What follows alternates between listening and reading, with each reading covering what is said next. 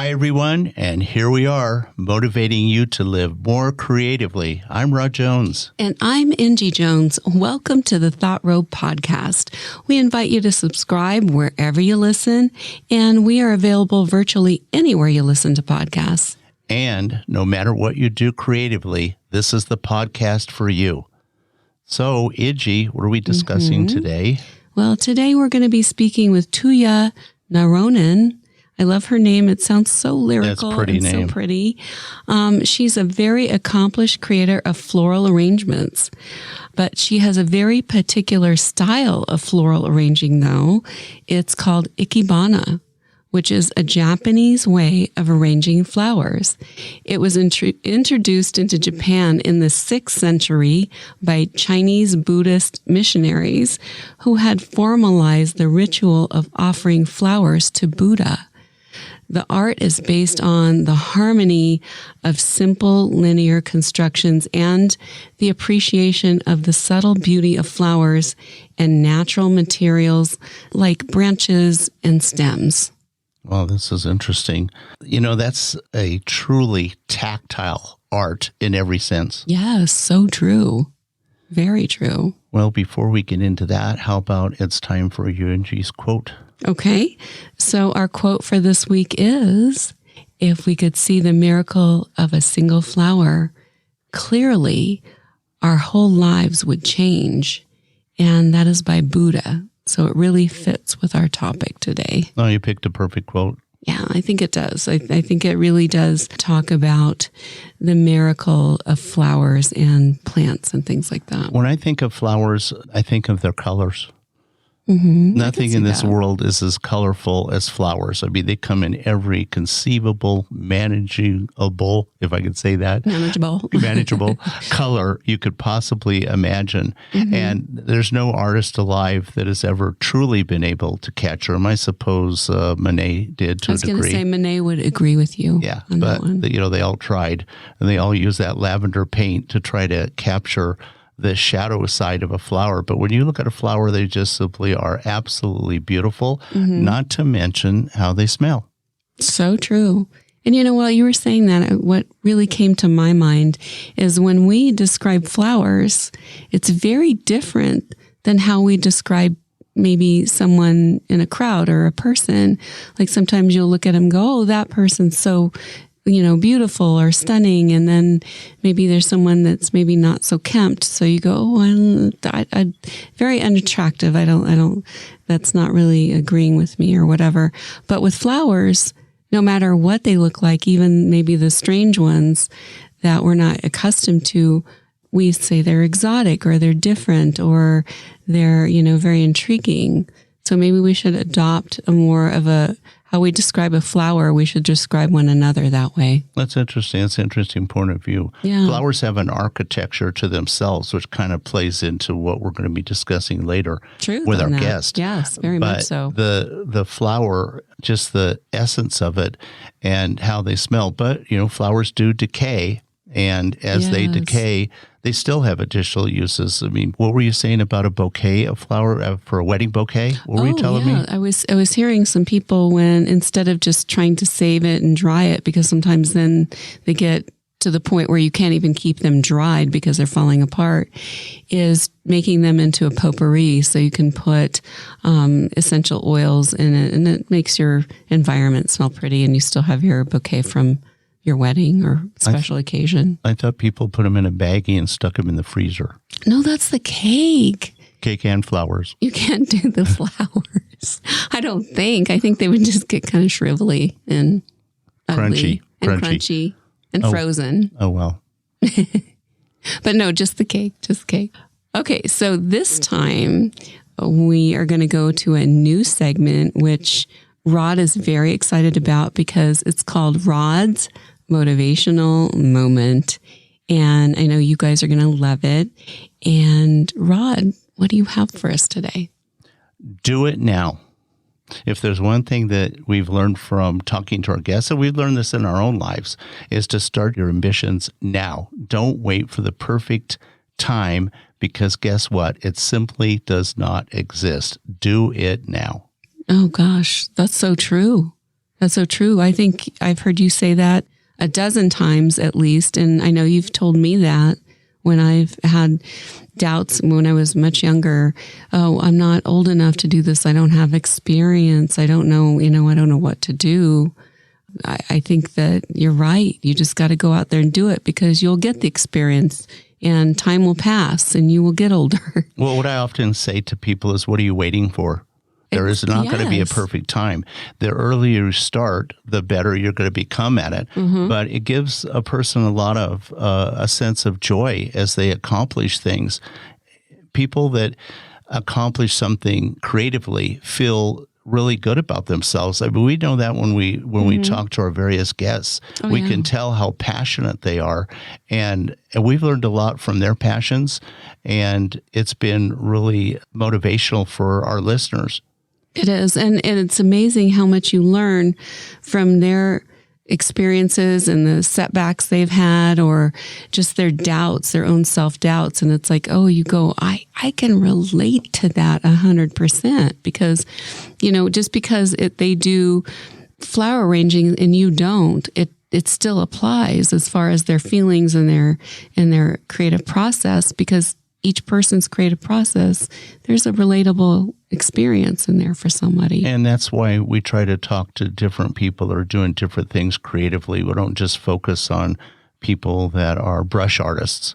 Right. We try to hit people that are creative in all walks of life. Right. Which kind of makes me think of how long, are you creative and will you ever achieve total creative success? It's always a work in progress. Right. And you and I talked about Pablo Casals, who played the cello. Right. The interesting thing about him, Lisa, I always love this story about him.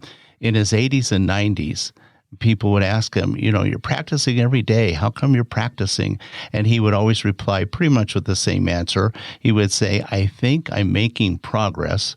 And then he would say, I think I'm making some improvement. I love it. That is dedication to creative output, and you can't imagine how much that he has learned.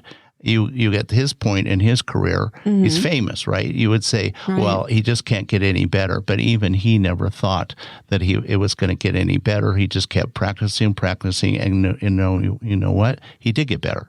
Well, also, I like that he didn't get stagnant because he's an expert in his field, but yet he still has curiosity to want to learn more and techniques and just to grow as a person, because each day you see things a little differently. So I really liked his fresh approach. Even though he was older, he was keeping his mind very open and youthful and not closing off. Well, we've all had this experience. We've picked up, like in my case, I picked up a painting that I did 20 years ago, and I go, God, what were you thinking? And but you know what? Sometimes it's good. Yeah, well, sometimes I look at them and I go, wow, you haven't gotten any better. You seem to be getting worse. So they all have their moment in time, and they all present themselves the way they're supposed to present themselves at that part of your creative journey. And that's what I really love about creativity. So true. And then also, though, not everyone has an occupation where they feel it's really rewarding for them. And a creative outlet can be just what they need to bring joy back in their life. There's been numerous accounts of people that became very successful or achieved a lot of notoriety while they were doing a mundane task from 9 to 5 or whatever their hours were.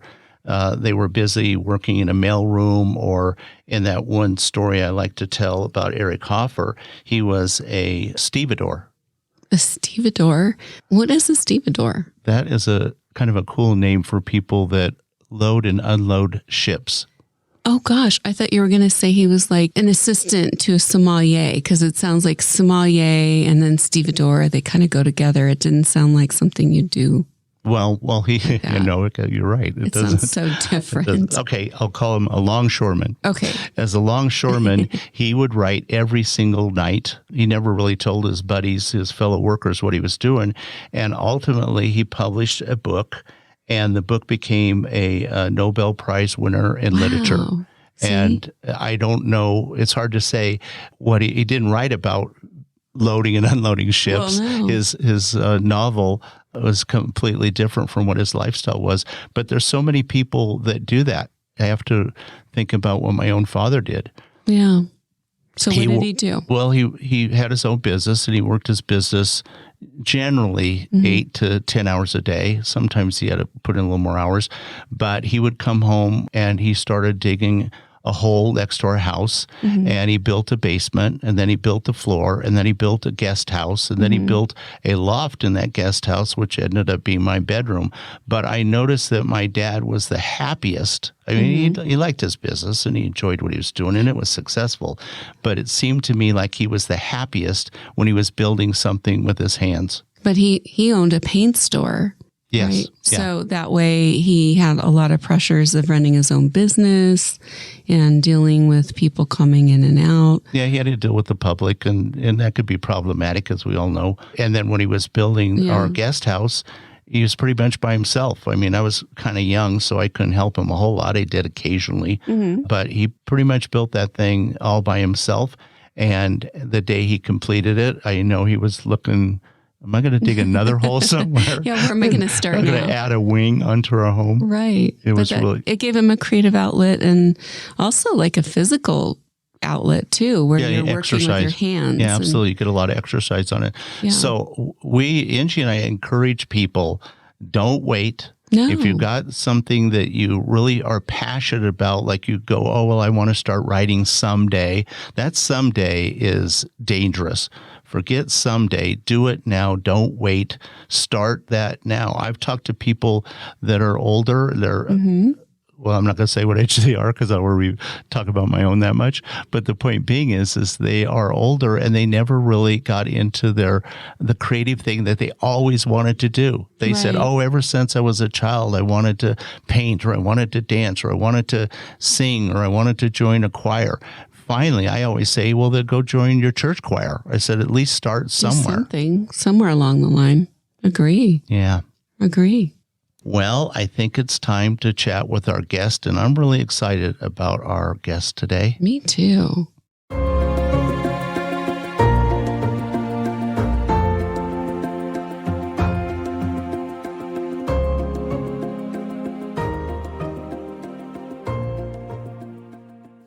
Tuija, welcome to the Thought Row podcast. Both Angie and I have been really, really looking forward to chatting with you. Yes. Hi, Tuija. So good to have you with us today. Hi, Mr. and Mrs. Jones. Thanks for inviting me. Oh, you're so welcome. This is going to be really fun. Thank you. I wanted to start out by telling everyone that I've been following you on Instagram for quite some time, and I really have enjoyed seeing your posts of your floral arrangements. You have been very inspirational to me and actually to Angie. I've learned some of your tricks and some of your suggestions on taking care of plants. Yeah, that's right. Tuija actually helped rehabilitate one of our sad plants that was not doing so well, and now it's doing fantastic. So thank you, Tuija, for helping our sad plant. It's nice to know I helped you. You did. On the other side of the world. Yeah. Exactly. Yeah, really. To say that you create beautiful floral arrangements, in my opinion, is really not giving you the proper credit you deserve. Your designs go way beyond a vase and what somebody might throw a couple flowers in or find a pretty pot. Yes. Oh, thank you. So nice to hear. And I seldom get any feedback. So it's really nice. I get feedback from America. Yeah, on the other side of the world for you, really, huh? Is that where most of your feedback comes from? Yeah, hardly anyone from Finland follows me on Instagram, for example. And my Facebook is completely dead. Oh, wow. I get nothing from there. And I have noticed most of my followers are from US and Japan, actually. Yeah. Oh, I would think Japan. US and Japan. Japan makes sense because of Japan, what you do. And it's nice to get also feedback because I get nothing from Finland. Sorry to say, but... Oh, interesting, though. What I do is not really a big thing in here. Mm-hmm. I could see that. But, I think it's just we're so global right now, and different people enjoy different styles of, like the floral arranging you do, which we're going to cover a little later. So it's, you're bringing a new window of creativity to people all around the world. Yeah. Yeah. And it's true. There are so many people in this world. So you always find exactly your tribe from somewhere. Exactly. If not in your home country, so elsewhere. That's very true. And then also this morning, I almost forgot to ask you, we always ask all of our guests, what did you have for breakfast? What did you have for breakfast this morning, Tuija? Same as always, 2 slices of toast, one with orange marmalade and one with cheese, and then lots and lots of coffee. I'm very addicted to coffee. And then quark yogurt, quark. Yeah. So really a healthy breakfast. And it's really interesting that so many guests say they have the same thing each morning for breakfast. Yeah, and marmalade seems to pop up quite often. Marmalade pops up a lot. So interesting. Yeah. Certainly one of my favorites. Yeah. I'm kind of, I don't know about marmalade. There's days that I like it and other days I don't. No, I love it. Yeah, I know you like Especially homemade marmalade, which I never get. Who makes that? I don't. Tuija, you live in Finland. Most people would assume that you don't have a long growing season, or any kind of growing season, or if you do have one, it's probably very short. Where do you get your flowers and your other materials you use to build your creations? Yeah, it's true. We have a very short growing season, maybe 2-3 months in the summer. And that's a bit sensitive question, Rod, to talk about the flowers, because they are all imported from abroad. Like Netherlands is the big European flower market. Yeah. So most cut flowers come from Netherlands or through Netherlands. They might originally come from South America or Africa. I say it's a sensitive question because it doesn't sound very ecological, does it? Mm-hmm. To import flowers from South America to Finland. Yeah, no. But you need it. Yeah, well, do I? I have a bit of ethical problem with that. Yeah, to be quite honest. There are a couple of growers that still grow cut flowers in greenhouses during the winter time, also in Finland. There used to be way more. But now, since the economy is so global, it doesn't make really sense because it's cheaper to import cut flowers from abroad, like from South America, for example. Sad but true. But I don't know, even if they would be grown in Finland, that would mean they would be grown in greenhouses and you have to heat them in winter time. Mm-hmm. And also you need the grow lights. So that wouldn't be very ecological either, would it? Yeah, it wouldn't. I mean, it requires so much energy at that point, electricity. I know here we have a big floral mart in downtown Los Angeles. Mm-hmm. And that's where I think all the florists and other people that want to get fresh flowers that are shipped in daily from all over the world, actually, they go down to these warehouses and that's where they buy their flowers. Where do you go when you want to select flowers? I just go to nearest florist shop, like flower shop. But of course, in summertime, we have even though I don't have a garden, we have a lot of wildflowers, native flowers. Mm-hmm. So I try to use them as much as I can. But it's funny because everything blooms during 2 weeks. In the end of June, really. And then there's so much flowers during 2 weeks, and then very fast there's nothing. There's not much. And of course, the Nordic flowers, they are really small. They are nothing fancy, not like lilies or anything like that. They're really small, but still I'd like to use them as much as I can. Yeah. Oh, I've recognized them in some of your arrangements. Yeah. Where you've used the small, very small, tiny flowers. Yeah, they're very delicate. colorful, delicate. Yeah. Very delicate. Now, earlier we were talking about the type of floral arranging you do, and it's a Japanese term for this style of floral designs that you create. What is that called? Ikebana, and I'm doing specifically Soketsu Ikebana. Oh, wow. That's so interesting. Because they are... That's fascinating in that you have a style within a style, it sounds like. Yeah, because there are Ikebana is not one thing. Like Western flower arranging, I guess, isn't one thing. There are many styles or genres. Right. So there are like hundreds also in Japanese Ikebana. Does that have to do with what you select, like flowers as opposed to maybe succulents? No, not really. And I have to say, I didn't have to choose between the genres, Ikebana genres, because in Finland there are only like Soketsu teachers. I couldn't find anyone else. So I didn't have to choose. Soketsu Ikebana is pretty new Ikebana genre or school, like they call it. It was founded in 1920s, and the oldest schools or genres are like hundreds of years old. So Soketsu, maybe it's more free, like more freestyle. Okay. Not so strict. Also, the variety of materials you can use is wider. You don't need to use flowers at all. Oh, so you don't even have to use flowers. So you can do arrangements from anything really and use any materials. Wow. It sounds like you're so passionate about what you're doing creatively. What is your greatest joy when you create something and when you're complete with your arrangement?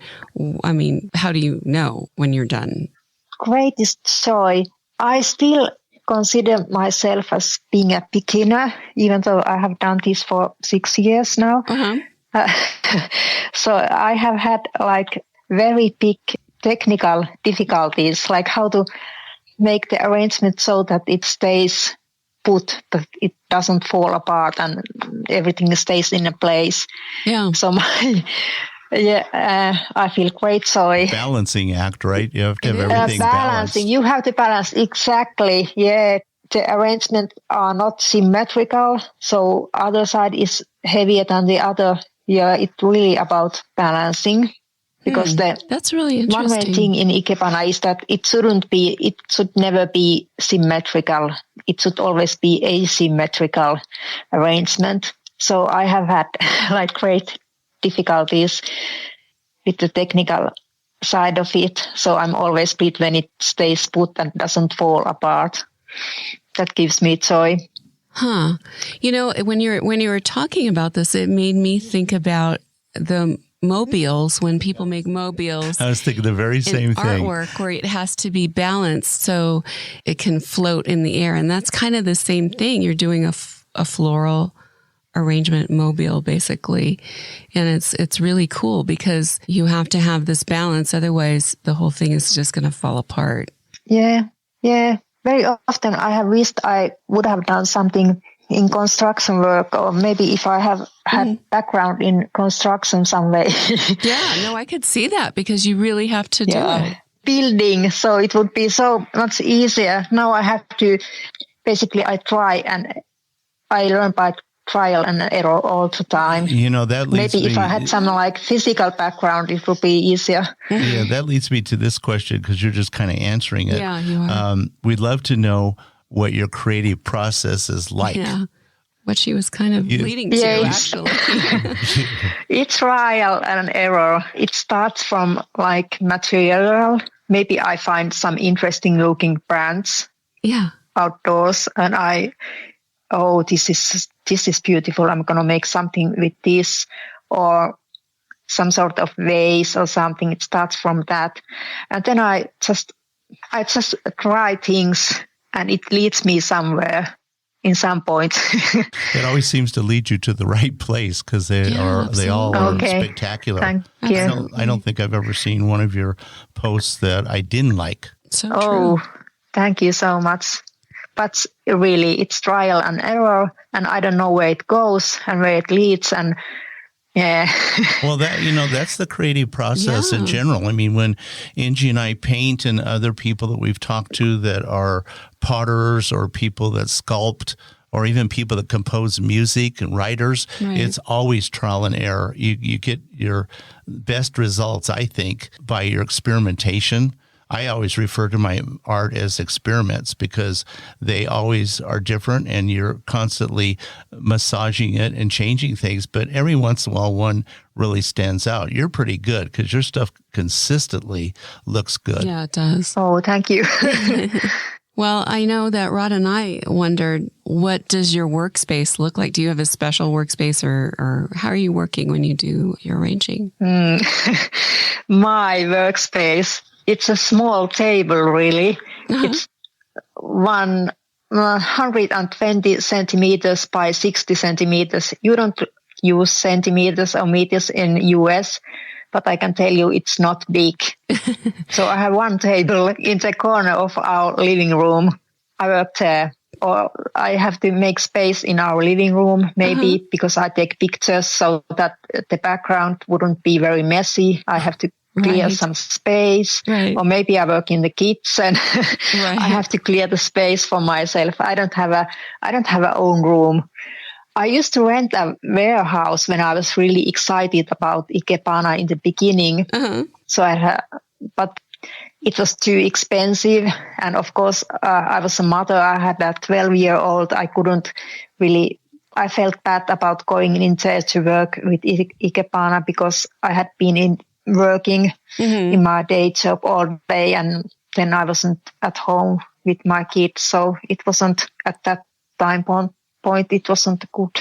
Well, Right. Tuija, just so you know, you are one of the millions of artists that create exactly that way. Exactly. Not everybody has a large space, and not everybody needs a large space. So it doesn't matter. I mean, to us, you're doing a really good job in the space that you're working in. Yeah.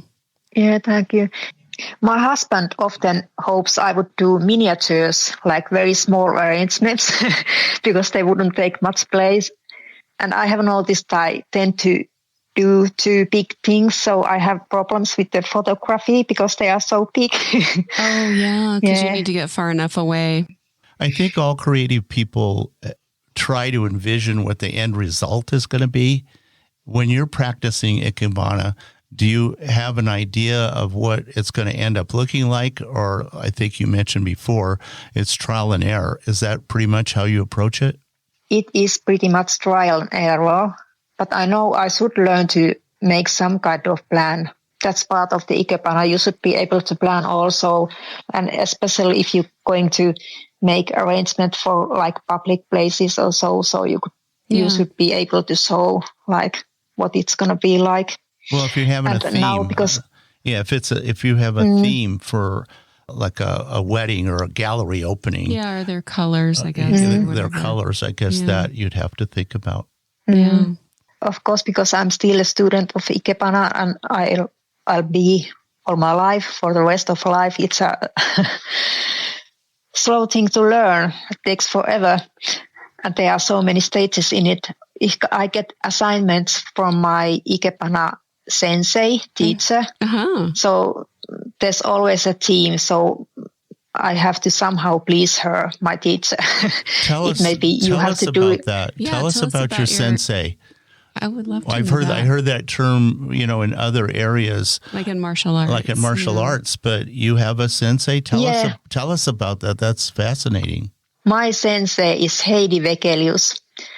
She lives down in Helsinki, so we live about 350 kilometers apart, like 3.5 hours apart. And I'm so thankful for her because she doesn't leave me alone. Like maybe sometimes I think there has been a year I haven't called her or she hasn't heard anything about me. But then he calls me, like when I'm really down, she calls me and says, "What's about Ikebana? What are you going to do next? Maybe this and that." And then I do it. For the last year, I haven't been down in Helsinki because of the corona. Right. Sure. Right. That she wouldn't get sick or her husband wouldn't get sick. So I've been doing arrangements at home and I send pictures to her or we have a video call. See, that's great. Nice. That is excellent. See, you're staying connected with your sensei and your art community.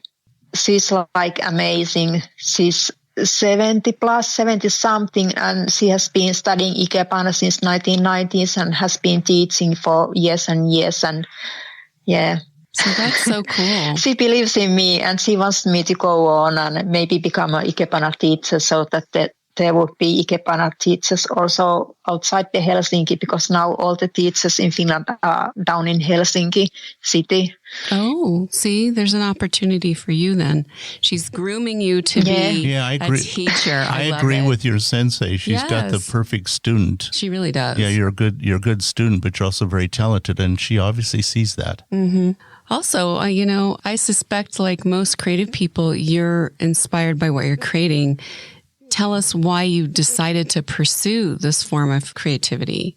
Why? Yeah, because I was working as a World War II veteran assistant, assisting those veterans. Yes. That still were alive, like a few years ago. And I met this lady whose son was living in Japan, and she had a lot of stuff from Japan in her house, and she used to tell me things about Japan. And well, I've always known there is something called Ikebana, but only then I got interested about it, because I wanted to do something creative, but I haven't found I didn't know what. Yeah. Painting would have been too difficult, I thought, but in Ikebana you are combining things that already exist. You don't have to create everything from the scratch. Right. Like you combine ready-made. You combine ready-made objects and flowers. They are already there. You just combine them. Also, it's very tactile. You get to use your hands. It's kind of a physical creativity, which is nice. Yeah, so true. I know you photograph your creations because that's how I have had the opportunity to view them, and probably the only way I could review them based on how long they probably last. I'd have to fly to Finland to look at your work firsthand. Yeah. As I've had the opportunity to see all of these creations that you've done over the last few years, I mean, I've been following you for a long time. How long have you actually been doing this? But I think you just answer that question. You've been doing this for around 6 years. Is that correct? Yeah, and I started to publish the pictures right from the beginning. I haven't censorized myself at all in that sense. I've published anything. I didn't matter how it looked. I just published it because I thought I have nothing to lose. I know you wanted to ask Rod about the podcast in Finland. Yeah. I know people that listen to our podcast are going to be fascinated by where you live. Tell us what it's like to live in Finland, Tuija. Well, I don't have experience I've lived in Germany and I've lived in Austria, in Europe for a year in both places. So it's really hard to tell because I haven't been in the US, for example, but I live in central Finland. I don't live in the northeast north, or I don't live in the south, not east, not in the west coast where there's sea. So it's inland, but this is a lake district. We have lots of lake and rivers. You can see water everywhere and forest, lots of forest, water and forest. It does sound beautiful. And people live really spread out here, like Insi already guessed, knew. So there's a town, and then you have to drive maybe 100 or 150 kilometers to the next town, and there are tiny little small villages in between, and agriculture. Lot of fields by the roadside, long winters, dark winters. I think I got so fascinated by what you were saying before when I started my next question. I was thinking all of that you were saying, it was kind of exciting. But I think the next question is coming from Inji. Yeah. You mentioned earlier about how you have periods of darkness in the wintertime. Yeah, long periods of darkness. And I can imagine that your floral compositions probably brighten and lighten your home and soul during those dark times. Can you tell us about that? Well, I would say the main thing is that when I'm doing arrangement, I forget everything else. So I'm so concentrated into that like little thing Right. for those objects I'm combining. So I forget where I am and what time it is. And I think that's the main point. You don't feel sorry for yourself and the darkness. Yes. Because you forget everything else. That's good. That's great. That's true creativity when you lose yourself in time and you're just in yourself. You're in your groove. I think I have seen some posts where you've shown pets. And I guess, do you have any pets that currently that play with your arrangements? And how do you keep them from destroying them? I know we had a cat that used to, anytime we put anything out with flowers on it, he was fascinated by it. Besides just smelling them, he'd sit there and bat them for whatever reason. He'd play with them. And then our daughter's dog currently, well, I have a few pots on the floor and I'm trying to grow these avocado plants, and he comes and she tries to take them out because she thinks it's a ball to take out. So she likes to garden. So do you have any pets that come and help you garden sometimes? Well, I have to say our twins, our two tabby girls, they are really well behaving. We have had them since last October. Mm-hmm. So they have been with us 5-6 months. They're not at all interested about what I'm doing. Oh, that's good. They don't bother me at all. I can do the arrangement, no problem. And I can leave them overnight for a week. They're not at all interested. They don't want to break them. They don't want to eat the flowers. They don't want to smash the vases. Nice. But I know cats can be totally different. They can be naughty sometimes, that's for sure. Yeah. Maybe your cats need to go talk to your sensei. They could learn. They could learn something. I wanted to know, where do you get your materials? I know you said you go to the florist for the flowers, but do you have a special place you go for the vases or other materials you use? Thrift stores, secondhand shops, all sorts, flea markets. Cool. I've also done dumpster diving. Do you know what that is? Yes. Oh, yeah. Unfortunately, we all know what that is. I know what that is. But that's good. You're repurposing things that, people are discarding, but you're making it into something beautiful. That's the best of all, really. Yeah, and hardware stores, everything like that.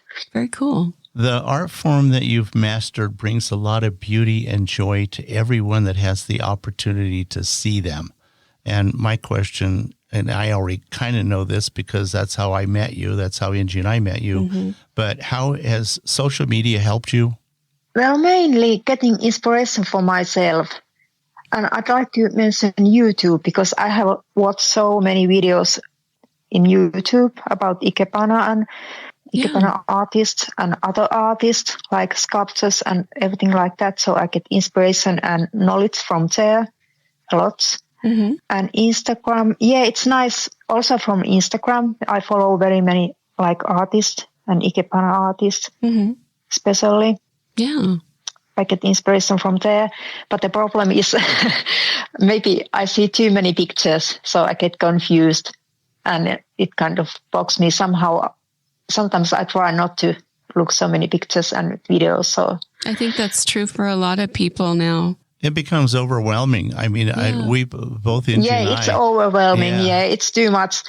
And that's why I really only do Instagram actively, because I can't doing in Facebook and Twitter at the same time. It's too much for me. Yeah, I think most people feel the same way. It's confusing. So true. And then it's always nice to notice that someone from somewhere in the world likes what I've done. And especially if it's someone who's kind of my own idol. Mm. Oh, yeah, I starts bet. to follow me. I bet. Follow me, or I get hearts from my own idol or my own idol.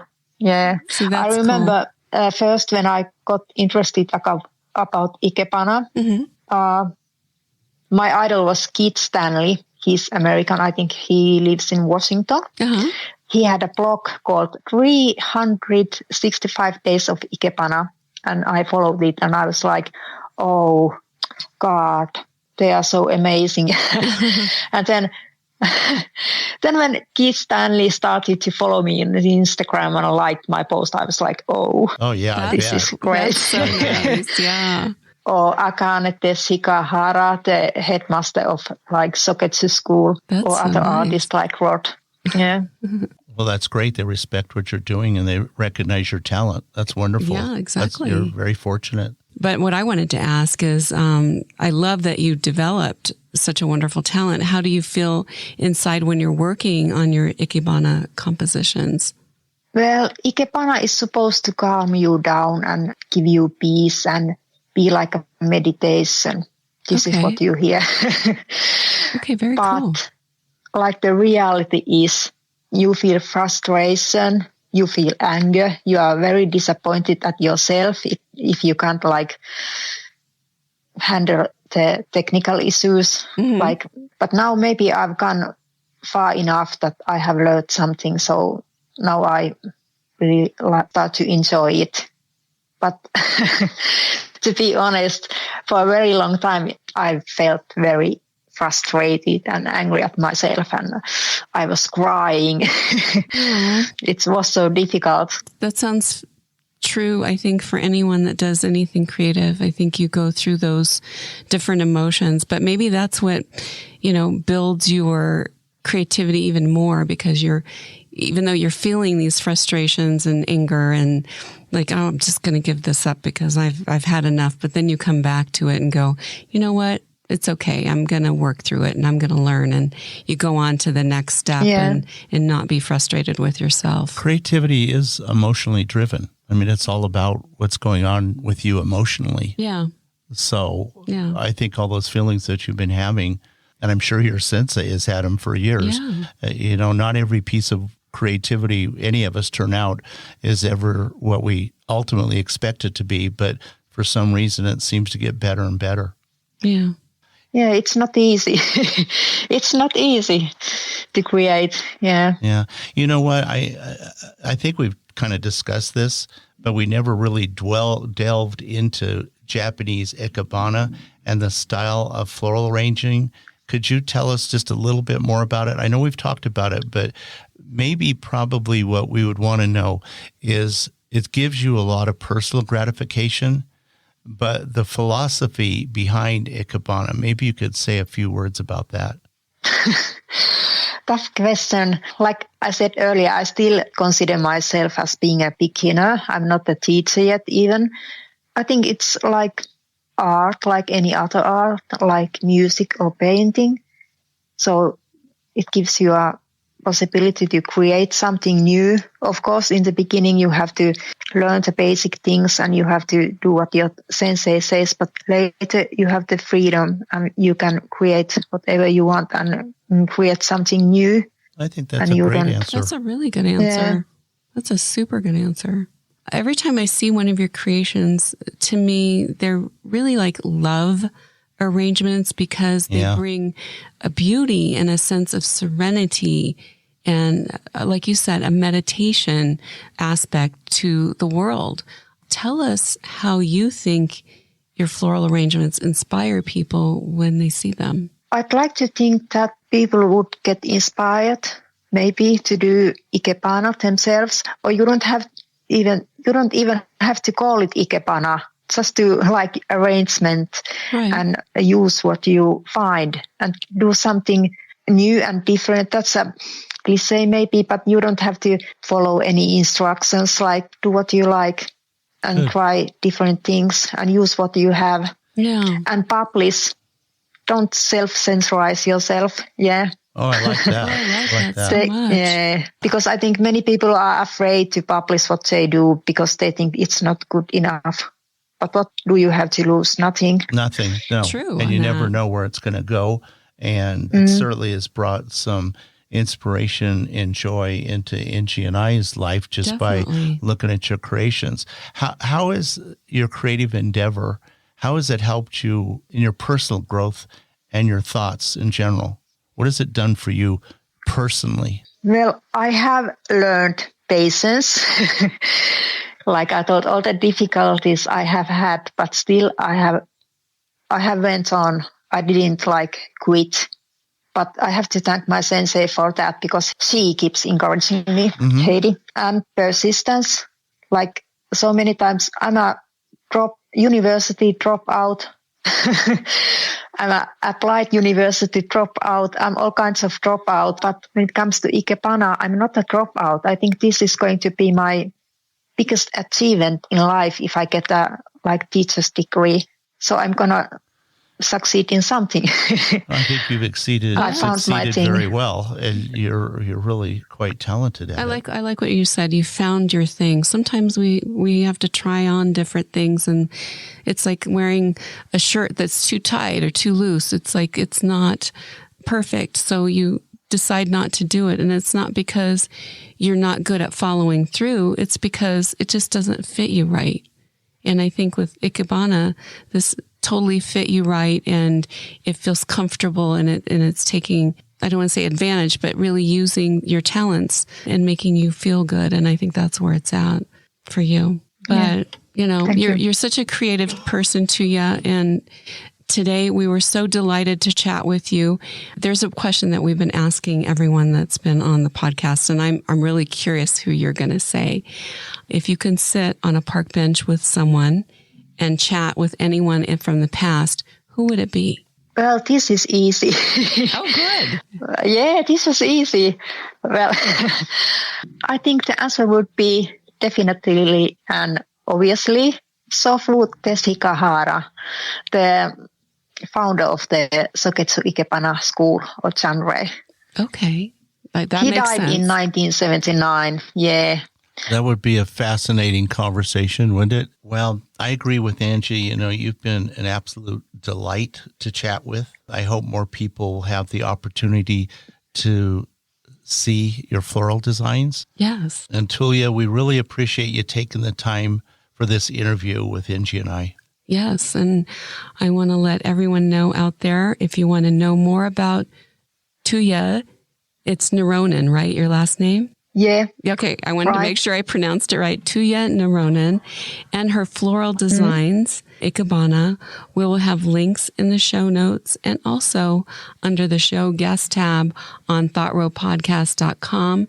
So everyone can learn more about her and connect with her on social media. Please check out her Instagram. I think you're really going to enjoy it. And thank you so much, Tuija, for joining us today. Have a great evening. I'm really glad you tuned in today. We hope you enjoyed the thoughts and ideas we shared with you. We post a new podcast every week, so remember to subscribe wherever you listen to podcasts so you don't miss an episode. So it's bye for now from my husband Rod and I, wishing everyone a great day.